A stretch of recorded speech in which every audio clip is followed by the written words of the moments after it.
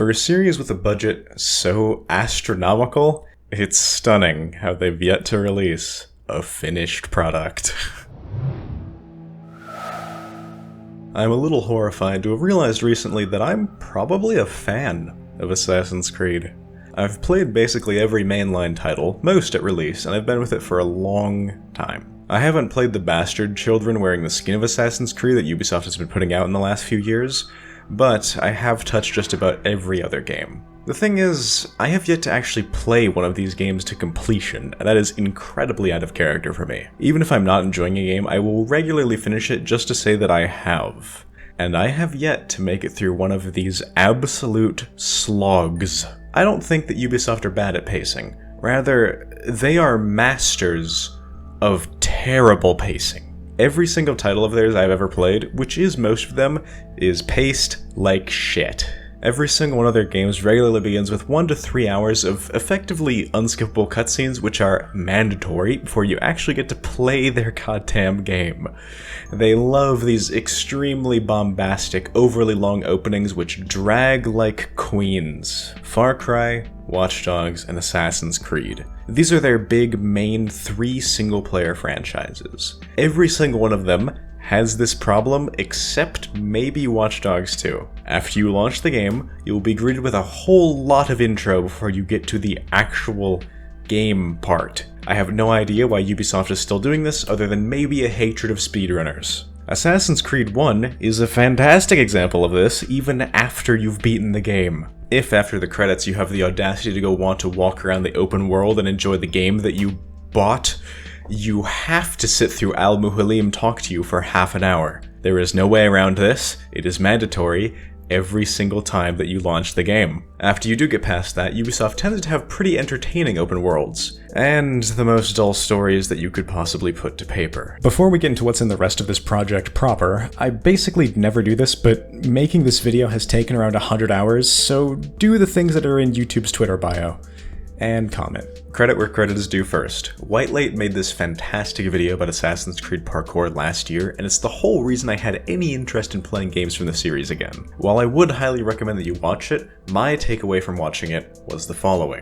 Wait, hold on a second. Assassin's Creed parkour has depth? You see, Ubisoft are not only horrible at pacing, they are also horrible at teaching. I had no idea jump ejects even existed, but they're the most fun part of the parkour system by far. The concept is pretty simple. Altair can briefly run up a wall before jumping again, utilizing the height that he got from the run-up to make gaps that he may not have been able to make otherwise, or to skip having to climb over a ledge. That sounds incredibly simple, which it is, but it's fun enough that I found myself running around Damascus for literally hours fucking around with this one mechanic. And it's a mechanic which is never taught to you. It never even occurred to me in the 15 years that I've been hands-on with the series to think that there might have been more depth than what's shown on the surface. Because this is Ubisoft that we're talking about. Their games are already the digital equivalent of oatmeal, and it's all too easy to absent-mindedly run at walls and wait for your assassin to do all the work for you. It's really not obvious at all that you could implement actual genuine technique into your play to speed things up, nor is it something ever suggested by the game. When I played these games back when they were released, this is how I climbed just about every single building, as slow as can be. I thought this was the only real option available, when in reality, you can go and do this instead. And this is rewarding as hell. That is in Assassin's Creed 1 from 2007.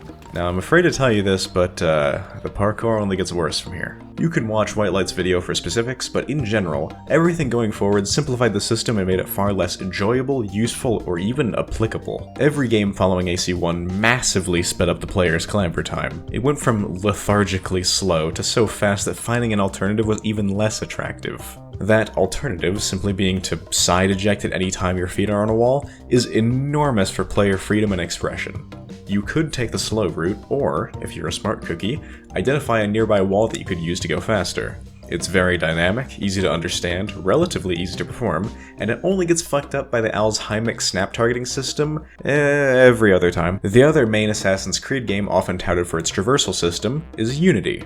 Its controls are far better with free run up, free run neutral, and free run down, giving you a lot more control over where you're going. Unfortunately, 3 forgetful snap targeting systems is not much better than just the 1. Skill in Unity's parkour is more akin to fortune telling than execution. Just about all of the actions and movements are contextual, and so if you want to do something, you have to get yourself into a place where you hope the game is going to allow and accept it. There are so many things wrong with this, and the most obvious one is that if you guess wrong, you might blunder into a different context completely. Now, that might be minor, like jumping to the wrong post, but can also include descending to hell or rocket jumping into the next galaxy. The less obvious issue is that this essentially cloaks, like, all of your moveset. What actions do you have available to you? Who the hell knows? Press some buttons and see what Arno does, and then try to replicate it later. A classic example, there is a rope in front of you. A while ago, you saw Arno swing on one of these, and you want to do that again. How do you do that? Free run up will almost certainly jump on top of the rope. Free run neutral probably should get it done, but both it and free run down will likely just make you drop to the floor. The only time you'll realistically land the rope swing is with Lady Luck on your side and Altair's Force Ghost watching you from the shadows. Being able to jump eject at any time was removed.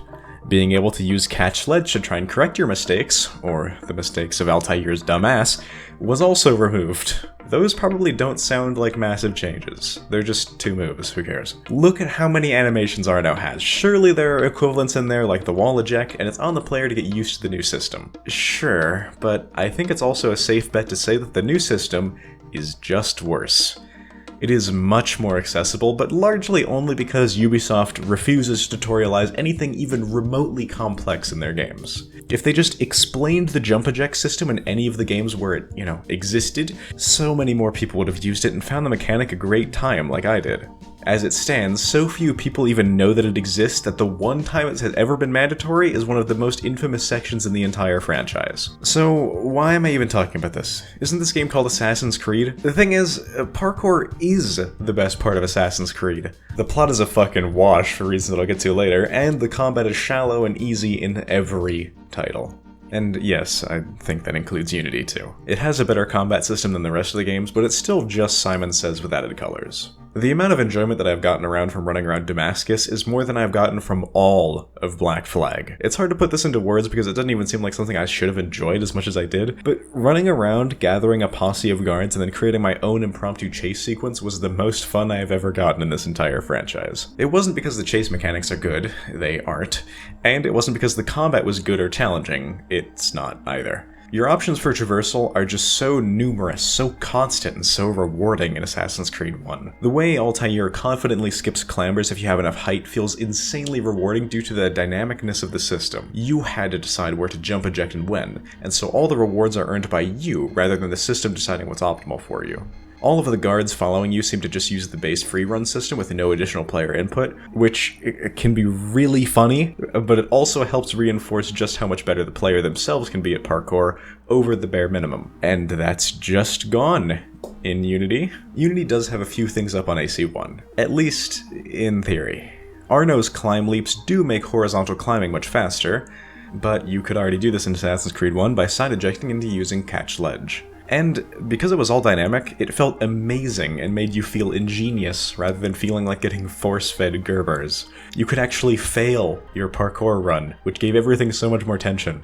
Now all of the assassins have magnet hands and there's absolutely no possibility for failure, the batshit snap targeting system notwithstanding. Unity definitely looks exceptional to play, but it most certainly does not feel that way. It felt good before I went back and reminded myself what classic Creed was like, and now its limitations are all too apparent. I am just begging for a button to make Arno jump, so I can set up my own routes, but his magnetic hands make that impossible. Unfortunately, the older games also feel kind of horrible to play, because just about once a minute, and that's not an exaggeration by the way, you will run into either snap targeting issues or a bug. I really get the impression that the brilliance behind wall ejects and catch ledge was not intentional. Not only because it was never tutorialized, but because using it frequently feels like breaking the level design. Ubisoft only ever really make one path for the player to take, in all of their games, not just Assassin's Creed, and all of this extra mobility tends to break set pieces or puzzles. It's so frustrating that it's such an integral combo is just gone in Unity, because there are so many good additions to movement in this game. Playing any of the Assassin's Creed games give me such incredibly intense Just Cause 3 effect vibes, because anytime I'm put into a situation that another assassin would have been able to handle, it'll be the first thing on my mind. In other games or contexts, that might be okay. Like, for Bethesda games, it makes sense that the sole survivor can't shout in the same way that the Dragonborn can't use VATS. But in AC, there's just no narrative explanation for why Arno can't use catch ledge or why Ezio can't wall catch. The technology just isn't there yet. Their absence doesn't feel like an interesting challenge you have to play around or something, narratively justified. It feels like an arbitrary lack of inclusion, like you have a half-finished moveset. The many, many expansions to your moveset in Unity make this all the more aggravating. I want to use them, but the laser focus on the context detection system feels like trying to wrangle your assassin to do what you want. Altair and Ezio did have their issues, but I still felt largely in control. They were just a bit scatterbrained. The main difference is that while the assassins of old bungle their way onto things that you didn't expect with faulty snap targeting, Arno either full-on refuses to use parts of his moveset, or will bust out something that you never expected. One feels like a cat walking over your controller at times, one feels like actively fighting with Arno. Both are bad. I don't want to give the impression that the systems in old Assassin's Creed are flawless and brilliant and could just be inserted into a new project, no problem. The uncountable control issues are just kind of inevitable with the design choice to have environments be this complex, and that's something that's only just gotten worse and worse with time. Another reason I don't think AC1's design was intentional is with the building design.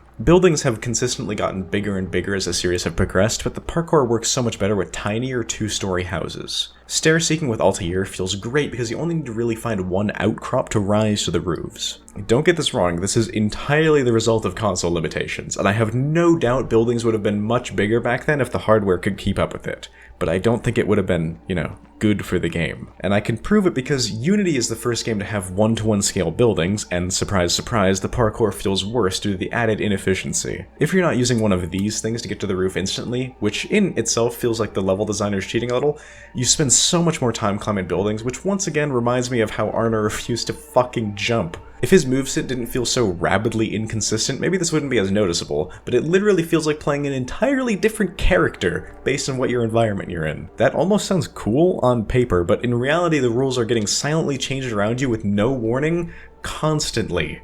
Altair had his fair share of jank too. There's this incredibly weird behavior with Altair where he instantly loses all of his horizontal momentum after a set distance. This seems like a bug, but it's consistent and seems to always be the same distance every time, so you could theoretically even learn that. While it's weird and certainly feels wrong, it's not irregular. With Arno, irregularity is regular. Altair and Ezio both control like meth heads, with their potential juxtaposed with their occasional lapses in judgment. Shay and Kenway barely feel like they should even be mentioned at all due to the lack of parkour's relevance in those games, and Arno feels like a rebellious teen who refuses to fucking jump. The button on the input display literally says wall eject. That should maybe happen when you press the buttons. No? But why even bother prancing around on the rooftops in the first place?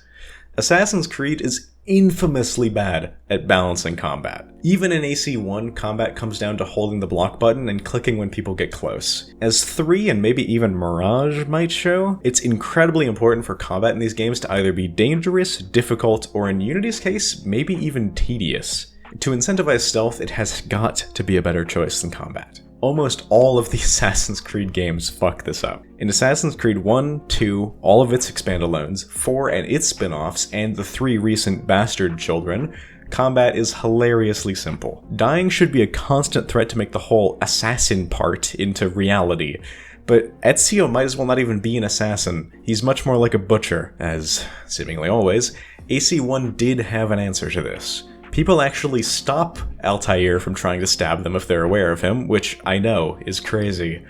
Forcing you into using a sword makes infinitely more sense than the hidden blades somehow being their own combat stance. Could you imagine trying to fight with these things? There's no way these tiny-ass blades are secured tightly enough to be legitimately applicable for combat. The bracers they're built onto are required to be light, nimble, and flexible because parkour necessitates it. Not only would they be about as effective as waving hair clippers at people, they'd also break instantly the second they made contact with anyone else's weapons. And that's not even speculation either, it's something which is proven by the Revelations trailer. On the topic of weapon types, entering eras where guns are commonplace was probably a mistake for the series. It's pretty difficult to justify why you don't just hide in the rafters and shoot people with a musket, and so they just don't. You have to assassinate targets with a hidden blade, because they said so. It did not take Ubisoft long to screw this up, and they gave Ezio a fucking gun by game 2. Altair's throwing knives already felt like cheating. Obviously, a gun is going to get it done.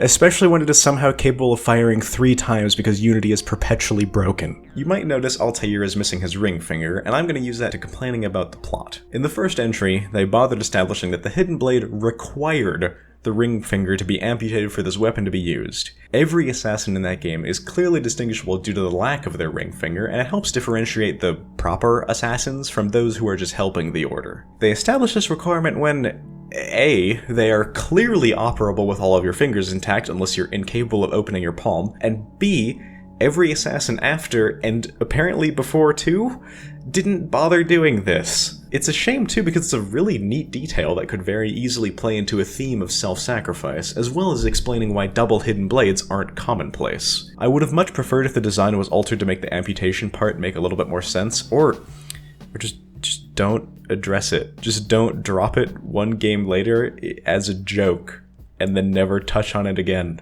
Seriously, why does every assassin in all of history after, and even before Altair, have all their fingers? Was there just some lapse in knowledge or something? At first, I thought this might have been because the ESRB threatened Ubisoft with ADHD meds or something, but AC2 even had a mature rating. I have no idea why this change was made. It just creates an incredibly unnecessary plot hole to make the world less interesting.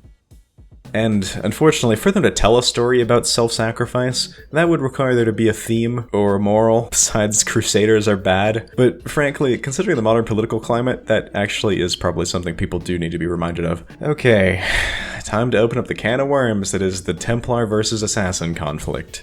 It has been in all of the games, and makes so little sense that bringing it up feels like a waste of time. I have seen people compliment AC's stories a lot over the years, and I think this is due to 3 main factors. Assassin's Creed is really pretentious. Ezio was a charismatic protagonist, and teenagers are really fucking stupid.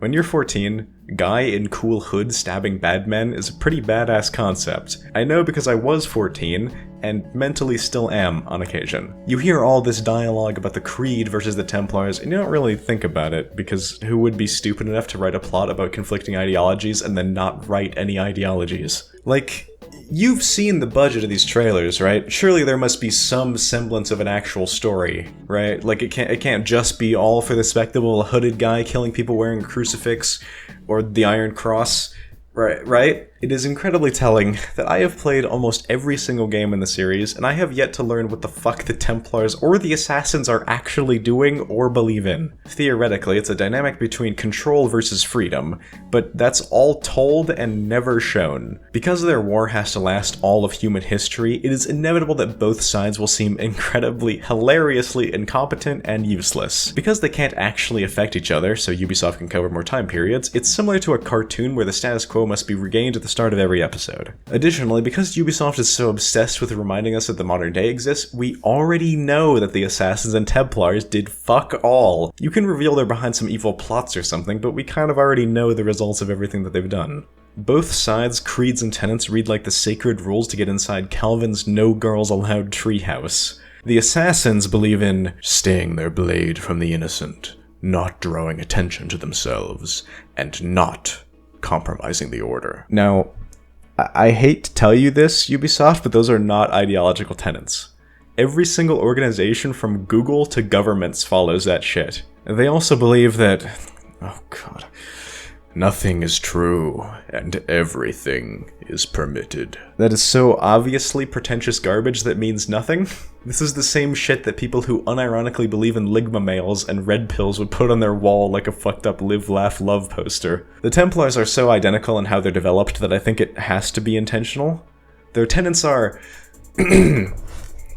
Uphold the principles of our order for all that which we stand. Never share our secrets nor divulge in the true nature of our work. Do so until death, whatever the cost. These are effectively rewordings of the Assassin's tenets. Actual tenets would be describing those motivations and what they're doing instead of just do your job. I would genuinely think this was intentional if it wasn't played so straight. For 16 years, they've been telling an ideological conflict between groups who believe in literally fuck all, except that they hate each other. It's like football. I earnestly believe that Ezio is a huge reason this franchise ever saw success. A funny, larger-than-life Italian man is pretty much peak masculinity for a 14-year-old. Enough talking about Mario and Nintendo fans, though. Ezio is probably significantly responsible for this multi-million-dollar franchise. He is a well-written and well-acted character, so it's easy to get attached and just focus on him, and not realize everything surrounding him is completely pointless and illogical nonsense.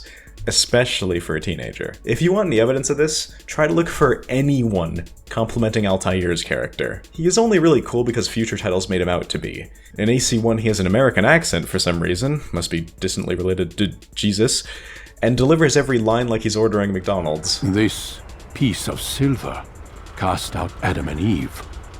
It turned staves into snakes, parted and closed the Red Sea. Ares used it to start the Trojan War. And with it, a poor carpenter turned water into wine. It seems rather plain for all the power you claim it has. Worst of all, he looks almost exactly like Desmond. Oh god, the modern day plot.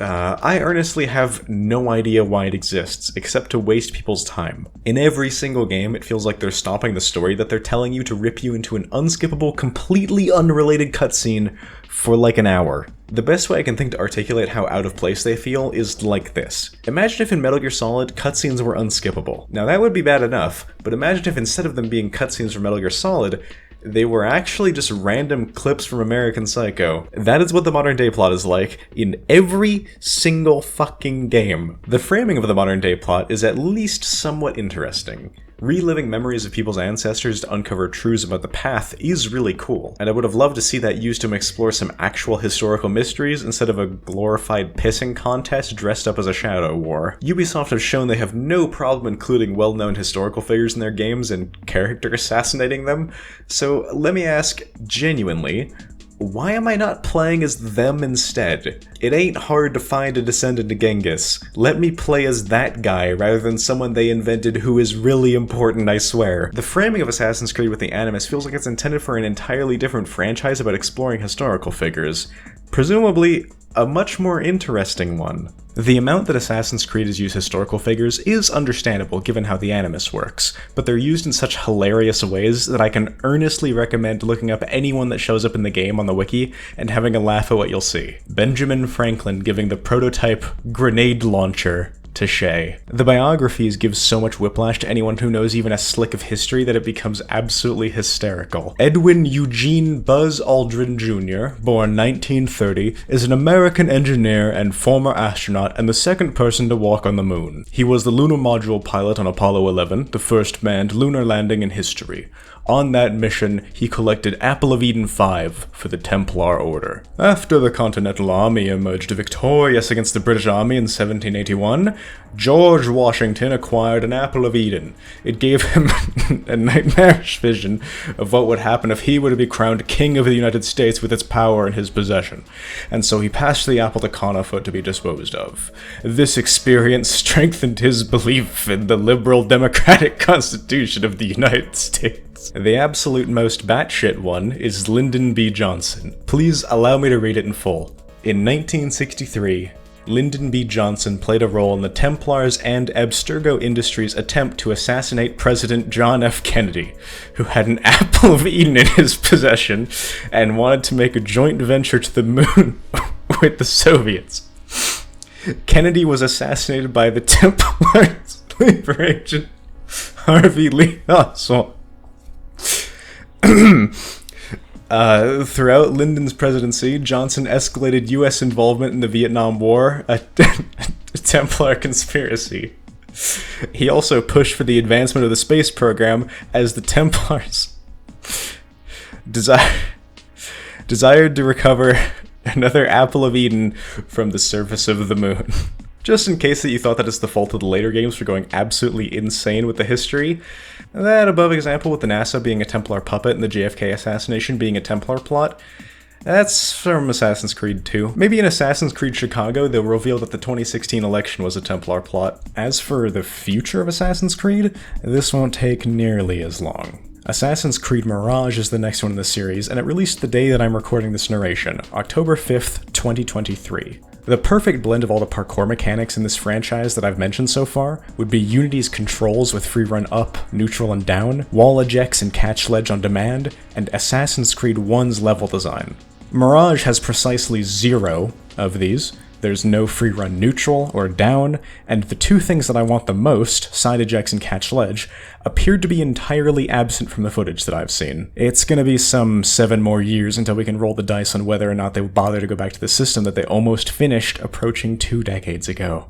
Will we ever get a game with that perfect blend of mechanics? No. No, we won't. Why is it like this? Assassin's Creed has centered its identity around assassination, and it's lost the in-depth parkour in the process. Assassin's Creed 3's naval combat led to Black Flag, which lots of people consider to be the best in the series. Black Flag has, by far, the worst parkour in the franchise before the soft reboot, and so I can only assume Ubisoft concluded parkour wasn't important. Considering how no one cares about this except me, maybe they're right. And to be clear, dropping parkour might not be a financial mistake on Ubisoft's part. The most recent 3 Assassin's Creed games have been extremely financially successful, so maybe they chose correctly for their revenue. Considering that Ubisoft has consistently failed to teach the parkour's most central mechanic, and that the best rendition of the system was their first attempt 16 years ago, I don't think it's gonna get better. Ever. I said this earlier, but I'm gonna repeat it again. This video took me almost a month to make, so press the YouTube engagement buttons and comment 7 or something. Thanks to Emmy for their reckless financial abandon. Them and all of my patrons are wonderful people. Love you all, and join my Discord for more regular Ubisoft bashing.